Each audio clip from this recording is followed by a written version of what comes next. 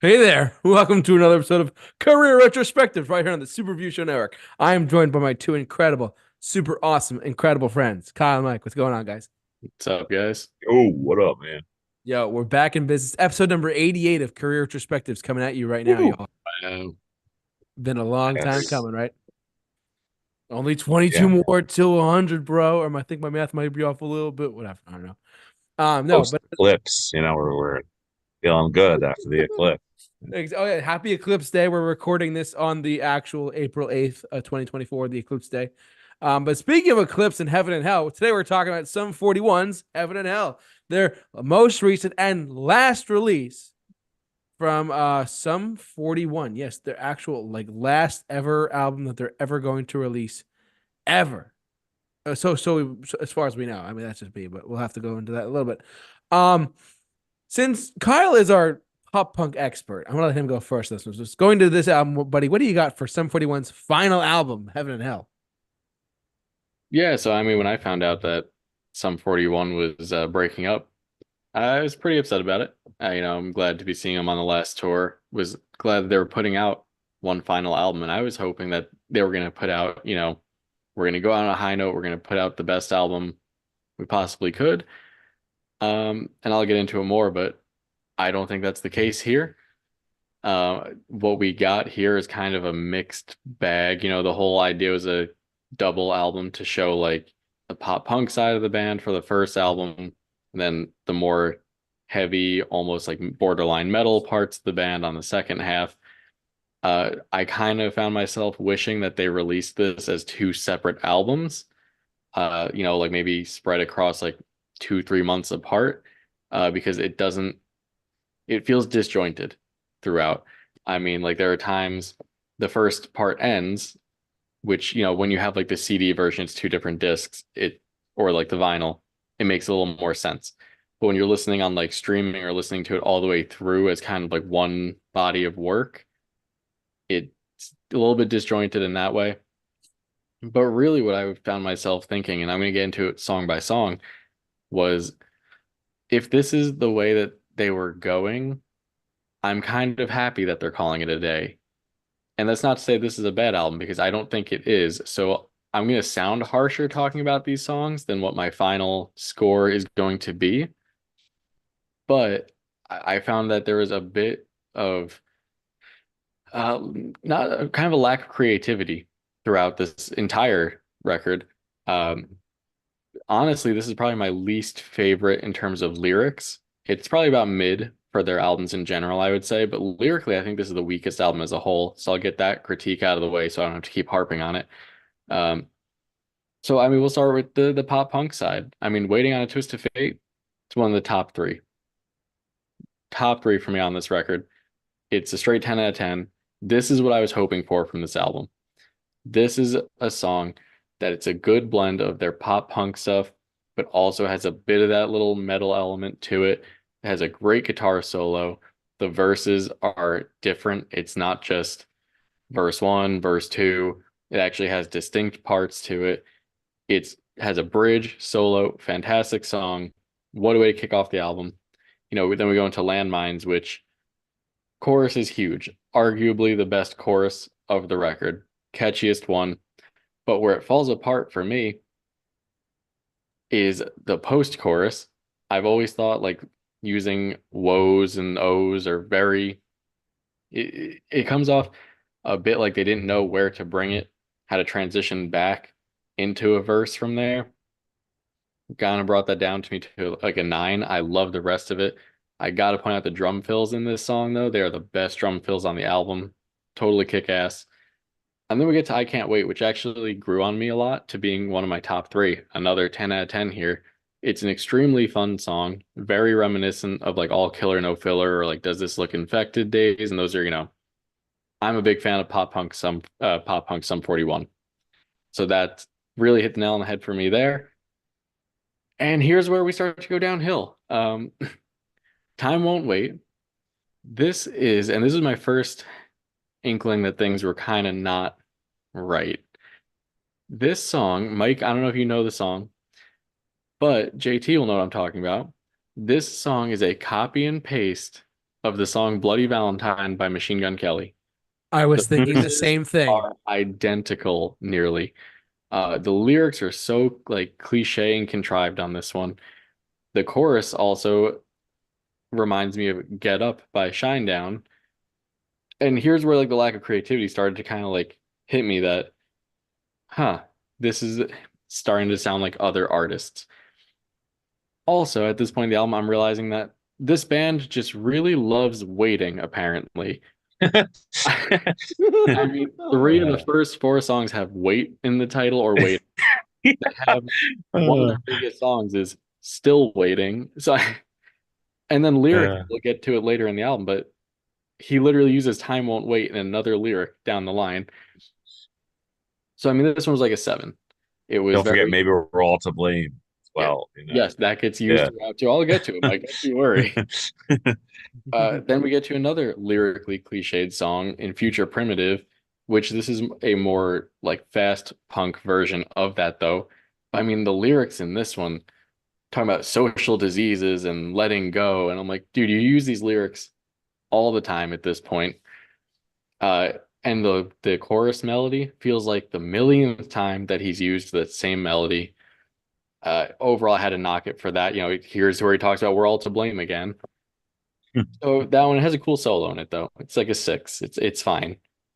Dopamine, the verses on this one are very similar to Time Won't Wait, which in turn makes it similar to something from Machine Gun Kelly's Tickets to My Downfall album. Like if you told me that he wrote these two songs initially with the intention of giving them to Machine Gun Kelly, I wouldn't be surprised. And then like decided to hold him for himself. But it's about a 7 again for me. It's about the same as Time Won't Wait. And then we get to my two least favorites on the album. Not Quite Myself has it's a 5. It's a whatever of a song. It's not bad. It's just kind of there. The chorus is super weak. It doesn't transition well from the verses. Like the verses and the pre-chorus on this are fine. And then it has like a weird transition to the chorus, which is like weirdly sung. It doesn't feel like Sum 41 on this track. It just sounds like insert generic pop punk band here.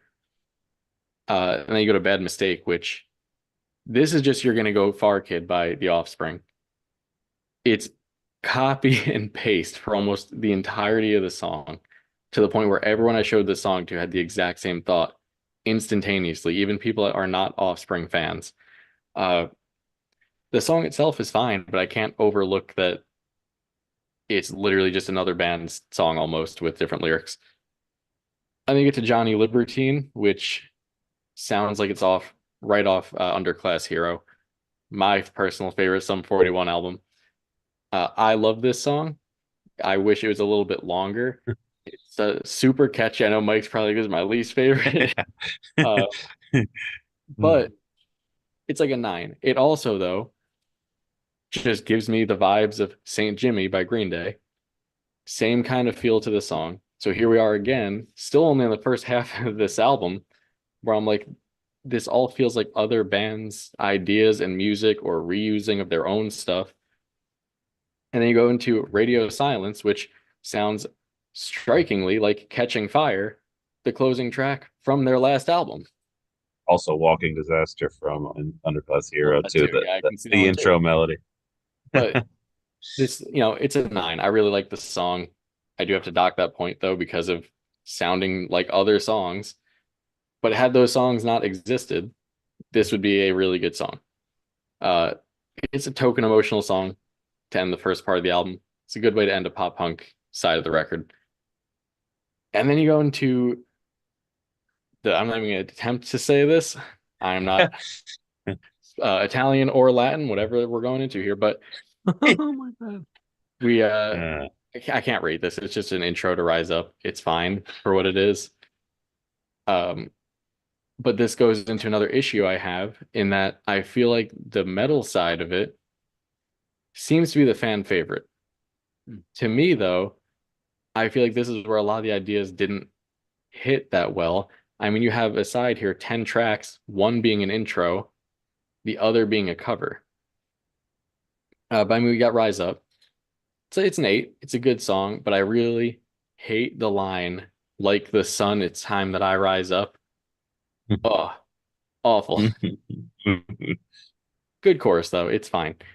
Uh, then Stranger in These Times. Here we go. 10 out of 10. Love this song. This song is a straight banger of a track. The intro riff has a great bounce to it. It's fast and in your face the whole way through, doesn't hold back. Really like this one. And then we start to go down again. I Don't Need Anyone. Not the biggest fan of the chorus on this, especially the transition into the chorus, but has a really good guitar solo on it.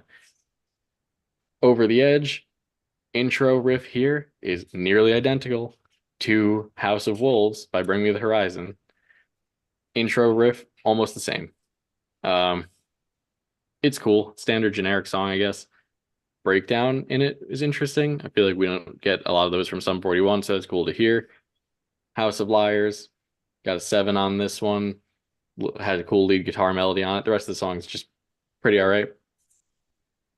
You Wanted War kind of picks things back up a little bit. I really like the galloping rhythm that's going on during the song. The bridge leads into a really sick guitar solo, probably my favorite on the album. Chorus could have done a little bit more, kind of wanted a little bit more out of that. So 8 out of 10 there. Then we get to Paint It Black, which, I mean, it's painted black. They didn't really do anything interesting with it other than a pretty by the books cover of the Rolling Stones track. It's all right. I mean, it's a 7. It's good. I mean, it's pretty hard to make Paint It Black a bad song. Wish they did more with it. Wouldn't put a cover on your final album ever.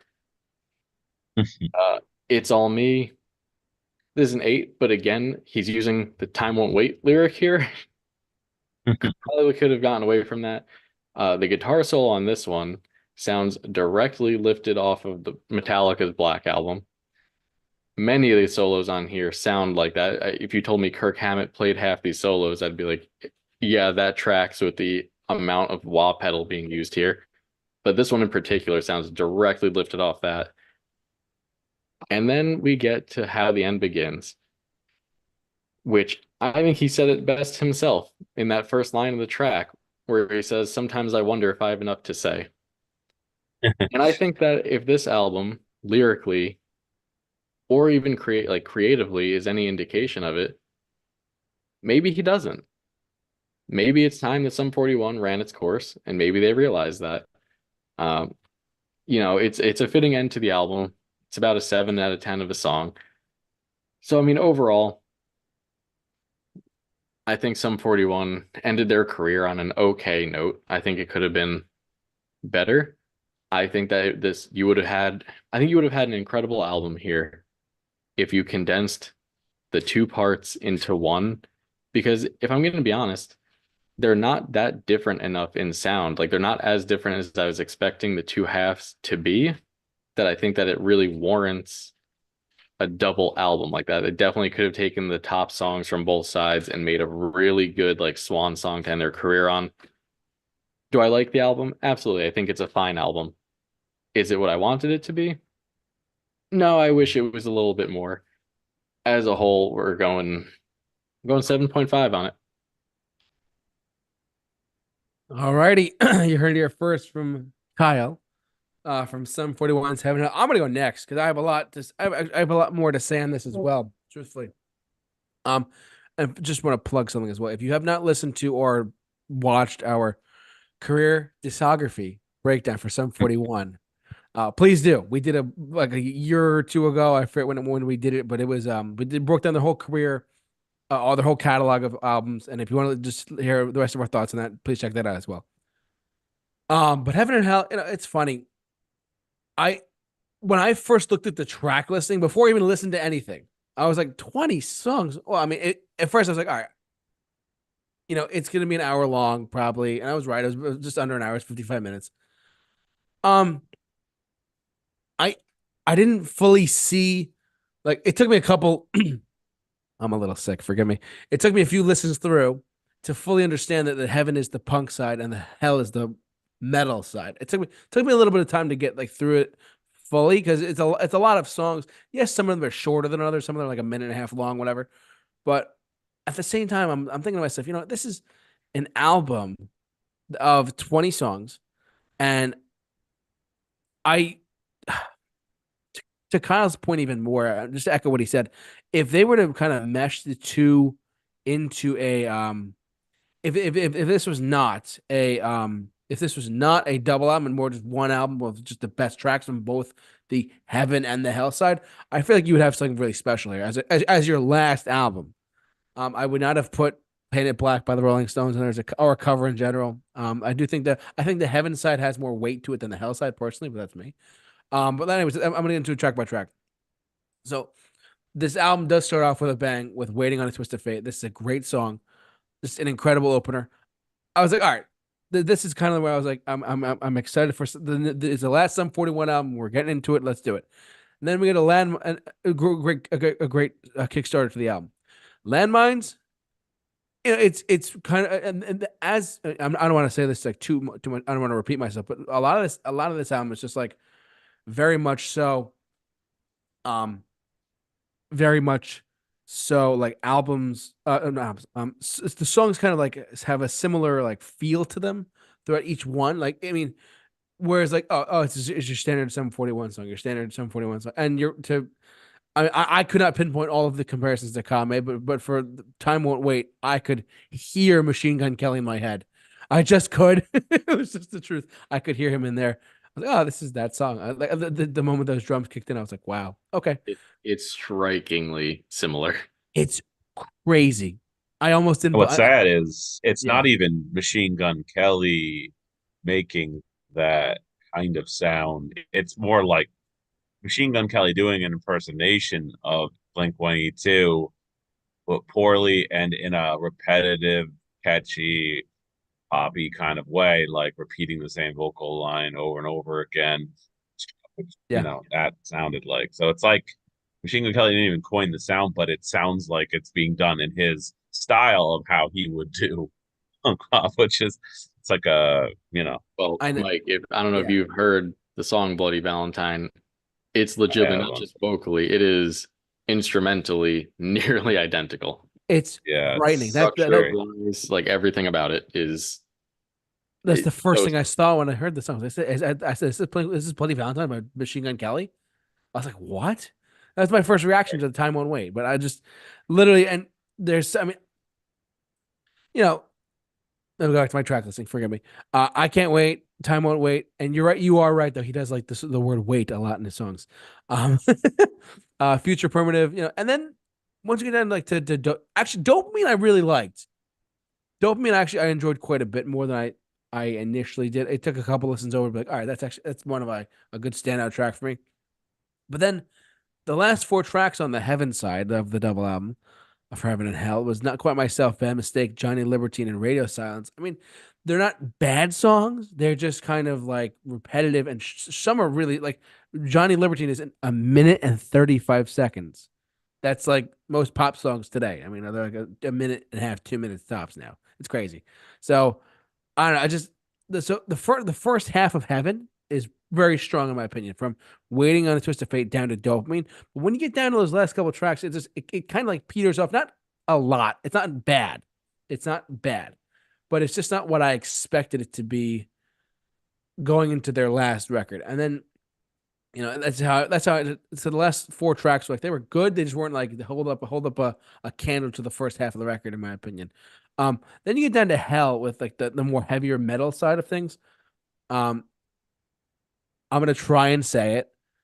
Free Parazi Salayar. I probably butchered God the hell bless out of you. it. Thank you. Achoo. Exactly, Mike. Yeah, whatever the hell it's called. A minute and 8 second intro to Rise Up. Okay, it's cool. But Rise Up and Stranger These Times actually, again, it's almost weird. Like the first half of these records on both sides, the first half is to me at least, is very strong with like Rise Up, Stranger in These Times, I Don't Need Anyone. Like just they were just so like the songs had so much like they were just a lot, they were just stronger songs overall in my opinion. Then you get into like Over the Edge. For some reason when I first saw the title I was like, is that Over the Hedge, the animated movie? For I don't know. That popped in my head while I was listening to it. I was like, Over the Hedge? No, Over the Edge. Sorry. House of Liars and You Wanted War. You Wanted War is actually a lot better than I thought. Their cover of Painted Black though I thought was like good. Well, I mean, it's hard to not. It's just literally just the same exact replica and redo of Painted Black by the Rolling Stones. And it's funny actually. U2 actually covered Painted Black too, and it still sounds exactly the same as this, which is even funnier. That's on like an outtake on one of their albums from the '90s, or whatever. They were trying to mess with that. So no one can really redo Painted Black unless you want to like mess around with it. But that's just me.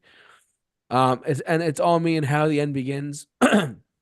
It's funny, like it's all me. You know, it's not again, it's not bad. It's not bad, but it's not good. I'm gonna keep saying that until the very end here.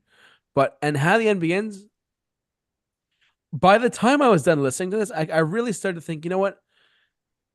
Maybe some 41 should be done. And I hate saying that because I mean they're a very good pop punk band. I mean there's some of their like Underclass Hero and I'm talking about All Killer No Filler. There's really solid records. Just I wish that they would had gone out on a bigger bang than this.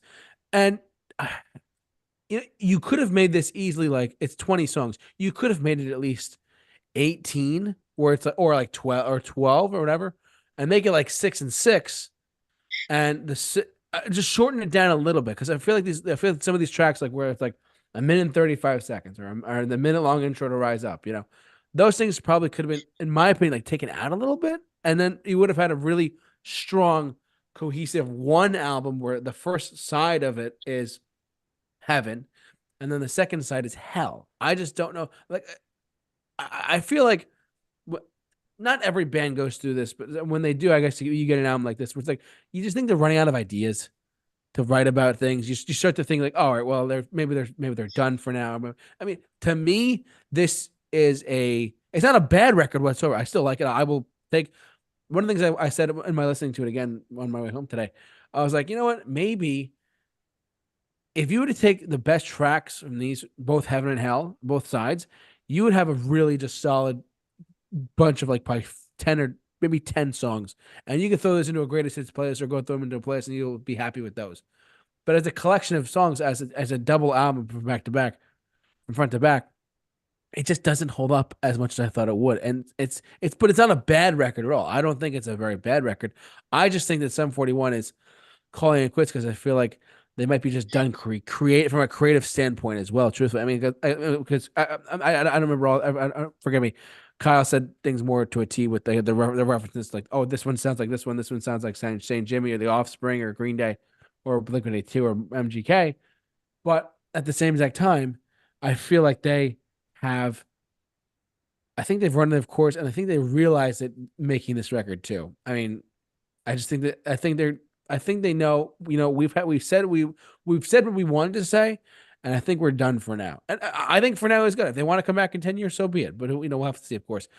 That's kind of where I'm at with this. So I'm going to rate it at a solid 7 out of 10. It's not bad, but it's not what I was expecting it to be. I was expecting something along the lines of like, you know, All Killer No Filler or stuff like Fat Lip or some stuff of like Underclass Hero and stuff. I was expecting that, but instead we got their last album. It's good, but it's not great, and it's not. But if you want to listen to it and say, you know, there's probably some 41s fans screaming. They're like, no, you don't understand. But in reality, it's like, you know, this is a very good record to, not great, but it's a good record to kind of end your career on, in my opinion. I know Mike has a lot to say about this stuff, but I'm sitting at a 7 out of 10. That's me. Yeah, I mean, you know, you guys have pretty much said a lot of things, and I don't want to repeat, but you know, I'll obviously add in my sentiment to the pile here. There's a lot of regurgitation on this, lots of reused, rehashed ideas.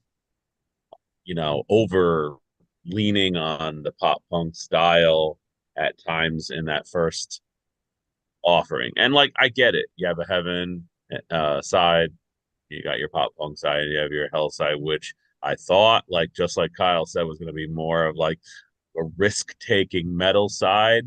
When it turned out to be was a pop punk side with like metal sprinklings throughout, which was a disappointment on a major side. It felt very contrived. It felt very kind of manufactured to cater to the first original um album, disc, whatever you want to call it, to just kind of run through the motions. I kind of began to listen to the previous albums to kind of see if I could hear any kind of like a blueprint into what maybe we would be hearing on the second half of this album, but alas, it just did not at all kind of sound anything like their previous efforts. It felt more just, like they were just going through the motions. It felt rushed, putting out too many songs uh, without really a direction. So, yeah, just kind of going right into it. Uh, yeah, Waiting on a Twist of Fate was a good opener, pop punk by the numbers. It's got that catchy chorus. It doesn't add much in between, but it's pretty simple song overall. Kind of remind me of underclass hero esque type of music. And yeah, The with best album, even, 6.5. right? What do you say? Their masterpiece album, right, Mike? You love that one. Oh, boo, boo. Yeah, and as the folks at home know, I'm not a huge fan of that sound of Sum 41. While it is super catchy, and a lot of these songs actually were pretty catchy, but catchy isn't always good. Sometimes there's bad catchy. Sometimes it's like, you go to like Walmart or, one of these stores and you hear a song and it, like repeats the same thing over and over again and uses the same sound it did in a previous song to kind of get you singing, but it's just not a satisfying catchiness. It's not a satisfying developed song. It's more of just a in the first 30 seconds you're going into the chorus. I was timing a lot of the songs and within the first 25, 30 seconds, 40 seconds they're going straight into their chorus and the chorus sounds so similar to another song. So yeah, 6.5 on that. Landmines, you know, it was just kind of one of those. It's just you started to kind of have that MGK feel, repetitive vocal cadence. The chorus is basic. I actually did like the oh part in kind of juxtaposed to Kyle. As always, it seems to be the case, but it wasn't enough. Like I wasn't like, oh, they said oh. Let me add a couple points here. It was just like, okay, this is cool. Overall, they just there's not much here that calls back to the previous albums. It feels very kind of like, 5.5 out of 10 for me. It really feels like poppy on the bad side of pop, where you just do something catchy without really earning the audience their journey into that. I can't wait. I actually can wait because I really did not like the song. Once again, rehashed in sound. It sounded like Waiting on a Twist of Fate at 2 times the speed, same exact chorus. Uh, Really nothing to add in. Faster does not mean, hey, this is different. It's so similar. And I just honestly could be humming the previous song alongside the chorus and it fit like the same kind of way it ends and starts and has a similar sound. It's a 4 out of 10 for me. It was just pretty much like uh I'm just not getting much to chew on here. And then Time Won't Wait. It's like, man, here we go again. Wait. This was just once again, I agree with you guys completely. MGK off the bat. This might be a cash grab, or maybe like, hey, how can we dial in with like the audience that's out there? Maybe we might come back and make an album surprise. We're out of retirement, like everybody seems to be doing these days. Or maybe it was just like you guys were saying, it's just, hey, we want to seem relevant and uh, we're going to kind of dial this in. I don't know, but it definitely was something I hear and just cringe at. Um, Overall, I do the like vocal line is actually pretty, you know, catchy, but overall it just plays like radio rock pop punk. It's a 5 out of 10 for me. Then we get to Future Primitive. It has a very Offspring feel to it, for sure. I do like this style of pop punk, like where it has this kind of feel to it. I think it definitely needed some more groovy guitar and rhythms thrown in there, change ups, but it just kind of, I do prefer this over some of the other art. So 7 out of 10 for me on that. Go to Dopamine, cringy chorus, a catchy, I must admit, unfortunately. It's another vocal line that reminds me of MGK at times, like the way he's talking in it. He'll just repeat the same lines, simplistic vocals.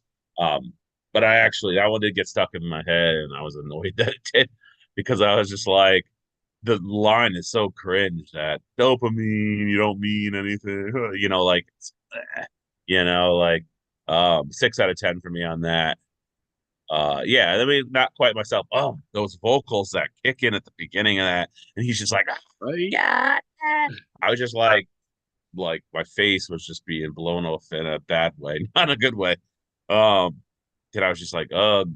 And then it just like feels like a Green Day power chord fest. Um, you know, it has a bunch of different things that go on in this song, different little. But I do agree with Kyle. Is it just like kind of like, hey, let's use everything from a previous song, to just create a pop punk song that just really feels like that we didn't really do or have done in the past, or just like fits in. And overall, it was just not what I want. So 6 out of 10 for me. Still, I did enjoy some of the parts of it because it was something different than some of the previous songs, but it just wasn't really what I wanted to hear. Bad Mistake, very stock, you know, just a kind of power chord. Appreciate the solo. Once again, I agree with Kyle. It's kind of, it kind of just does the same thing over and over again. 5 out of 10 for me. Johnny Libertine, ugh, not my cup of tea. 4 out of 10. Radio Silence. Once again, it sounds like that Walking Disaster intro to Adam song. Blink 182. Do like the chorus, but overall, it's just 5.5 out of 10 for me. And then we get to I'm going to call it paparazzi salary. There you go. Maybe it's about the evils of paparazzi and their salary. Who knows? Well, there you go. That's your new topic there. I didn't rate that because it sounds like that song, like the "Do What You Say," that stupid song that Yes. I don't know, like Jason Del Russo or some. I don't know what the artist was. I looked it up just for the sake of going. Sounds like that song they used on Saturday Night Live and also a couple other shows is like a funny thing, but it's terrible and it feels so out of place. Didn't rate it because it's just Rise Up. So here we come into the metal side, and I'm like, all right, here we go. This is my here's my expertise, and I'm just like, this is so stock. It's got pop punk with a harder rock metal element sprinkled in here and there, but really, there's no bass to it, no bass, uh, a construction of a harder metal feel. It starts off with a couple grooves it's a rock groove, and then it's just straight into the pop, or a punk element there, and then yeah, it is a 5 out of 10 for me. A Stranger in These Times. I did not like this song. Kyle loved it. Once once again, Kyle, this is just you cannot make this stuff up. I said cool opening with a different drum kind of stuff going on than previously offered, but then right back into the pop punk song. I hated the chorus. So standard sounding, feeling album fatigue at this point. And I rated this one harsher to make a point about this. The whole point of us rating an album is that you really do suffer from not changing the album at a certain point. And I think 13 songs in, when you get to this type of song, it's just a typical pop punk power chords with you know, an intro that seems metal and then back to pop punk. So I gave this a 3 out of 10. One of my least favorite on the Good point there, album. Mike. I gotta say, that's why I was saying that I think that they should have done this a couple months apart. Released Yeah, Heaven 1 month, and then maybe a month or two later, 2 or 3 months later, put out Hell, because I started to get to that point where I think I rated quite a few songs toward the end a little bit harsher than I probably could have right. because of how similar things just kept going on and on.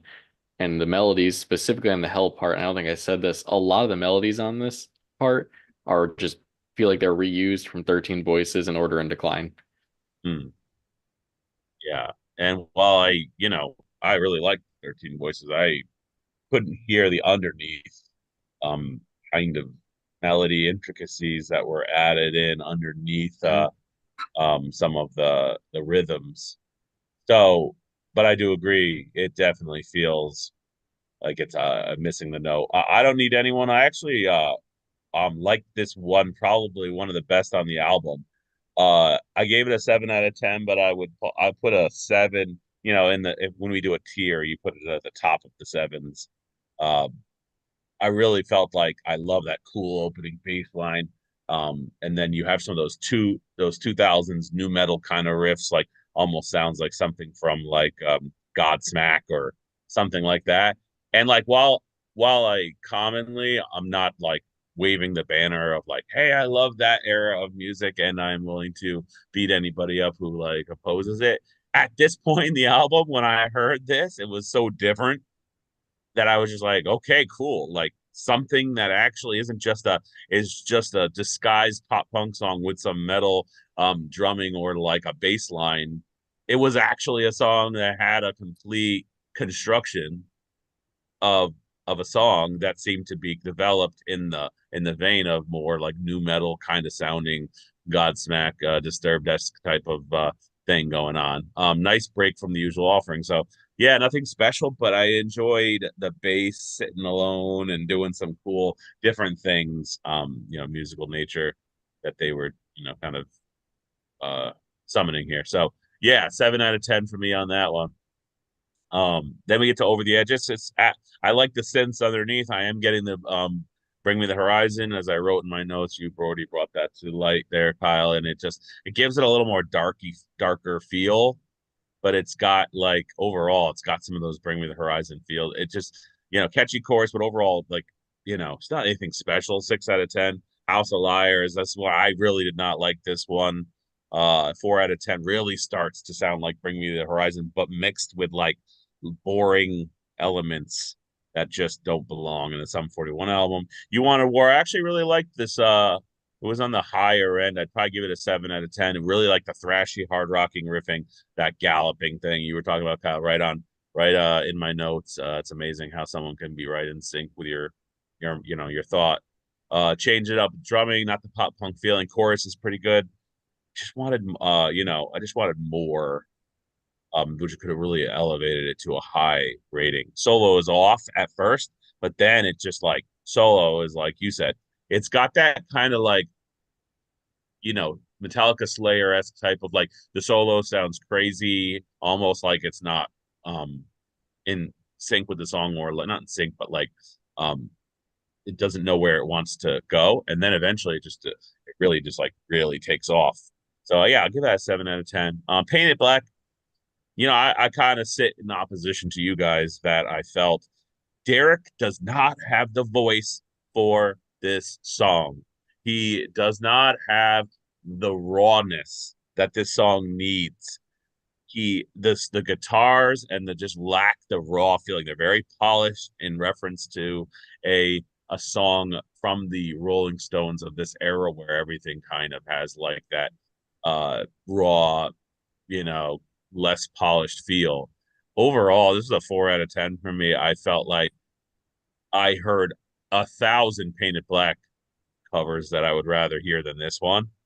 And it just, he didn't have any kind of real grit to his voice. He didn't really have any, like he was really trying to capture the audience with, hey, we're going to like drive this home. It was kind of like, we're doing this because it's contractually obligated by our record.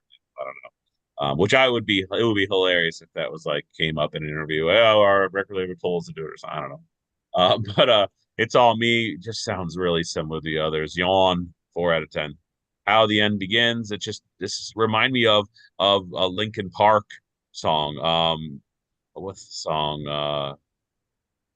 What I've Done. What I've Done. It has that same.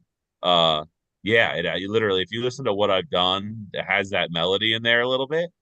It's just, yeah, you know, I would just give this one gonna kind of like down the middle. It was like a 5 out of 10. It's like overall, this album was just regurgitation. It was just going through the motions. Felt disjointed, like Kyle said. It had no understanding of what it was really trying to deliver.